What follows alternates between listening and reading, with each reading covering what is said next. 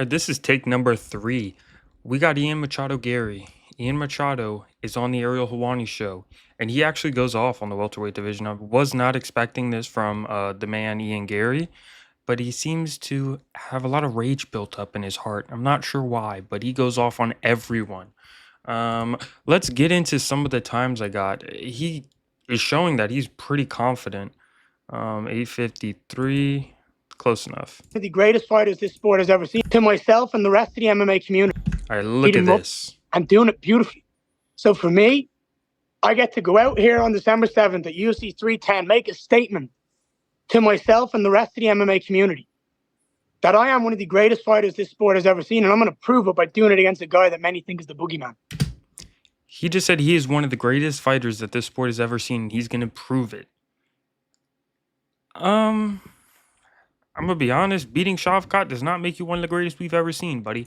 You guys both have very, very lackluster resumes. You guys haven't really fought anyone yet, but I get it. You want to be confident. I'm okay with that. Be confident all you want, Ian Garry.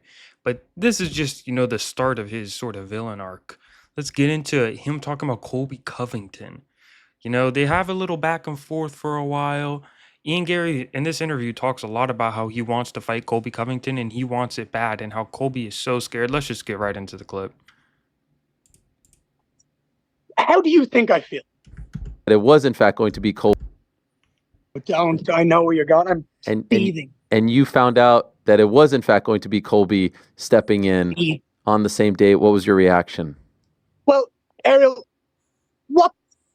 how do you think I feel? Because look at his mannerisms. That's pure anger. Well, Ariel, look at this. How do you think I feel? How do you think he feels? Ian Garry gets moved a week before, and guess who replaces him? Colby Covington. You could see it in his face right now. Look at his teeth showing. He's upset. He does not like this Colby Covington guy. He does not like him. He wants to kill him. Let's hear how he feels about him.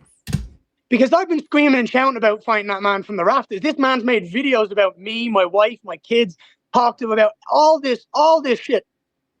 And here's this man avoiding me like the plague. He said Colby's avoiding him like the plague. Yeah, Colby is definitely avoiding him. I don't know why, really. I get it. I don't know. To be honest, it's kind of odd to me that Colby's ducking him this hard. Because I think it's pretty evident that Colby Covington does not want to fight Ian Garry whatsoever. It's not the hardest fight in the division for Colby. There's plenty of harder fights, and especially with all this buildup they're going back and forth with it, and the fact that he made it. Okay, remember that fight? It was a year ago when Ian Garry pulled out or didn't show up to the press conference because he had the flu, and that just so happened to be the press conference that Colby Covington was at, right after the cuck allegations came out. I'm starting to think Ian Garry might have really been sick, and Ian Garry wasn't scared. He's convincing me right now. Look at the way he's talking. The way he's talking, he's fooling me, I'll tell you that much. He's really talking like he wants to kill this man. Let's get into his insane plans for after this fight.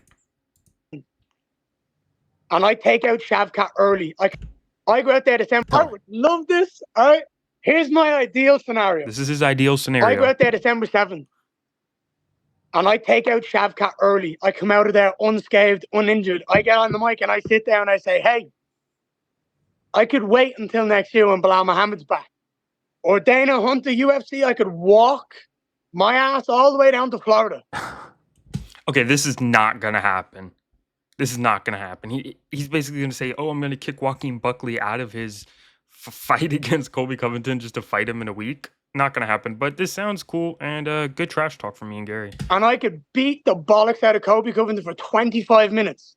And I can prove how good I am next week. He said he's going to fight Colby Covington in a week. Do I believe you would actually do it? Probably. If he beats Shavkat, he's going to feel like he's on top of the world. I don't see why he wouldn't go fight Colby Covington. And if he really does starch Shavkat around, I don't see why he couldn't go fight Colby in a week, besides the fact that it's a scheduled bout already that they already have. Colby has an opponent. It would be cool if he did that, but, I'd feel bad for Joaquin Buckley. I don't want Buckley to get screwed out of this whole situation. And then we got another interesting little quote from the man Ian Garry, where he talks about Usman. But I'm well aware that when I beat Shavkat Saturday night, it's me being booked against Bilal Muhammad for the title, and Colby Covington's far, far, far in the rearview mirror. That's the case. Former champion coming off a strong performance. Because Usman has a big chest and little balls. Okay, wait, let's run that back. Former champion coming off a strong performance. Because Usman has a big chest and little balls. Look, I mean, look at the shit-eating grin he has on right now. Usman has a big chest but little balls. I mean, he just disrespected. He said Usman has little balls. I've never heard something so disrespectful. Okay, but in all honesty, he's on one right now. He's calling out the whole division. It's not gonna be good if he loses to Shavkat, which I think he will. I mean, everyone's just gonna be fucking shitting on him after that.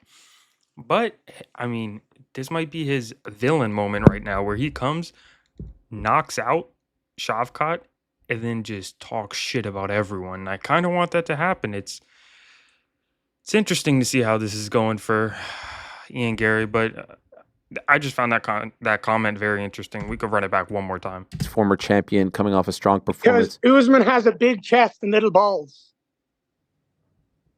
Okay, that awkward silence. I mean, that's what was said to you? Looks good. He said that's what was said to you. Yeah, Ariel, the UFC told. Yeah, Ariel, the UFC. Dana White actually called up Ian Garry and said, "Yeah, you know, Usman has a big chest but little balls. Yeah, man. You know, I'd love him to fight you, but you know, he has a big chest but little balls." Yeah, I'm sure that's what Dana White said to him. What the fuck, Ariel? What am I fucking watching? I'm just probably taking that out of context, but it sounds better that way. Let's get to his official prediction on how he's going to win this fight.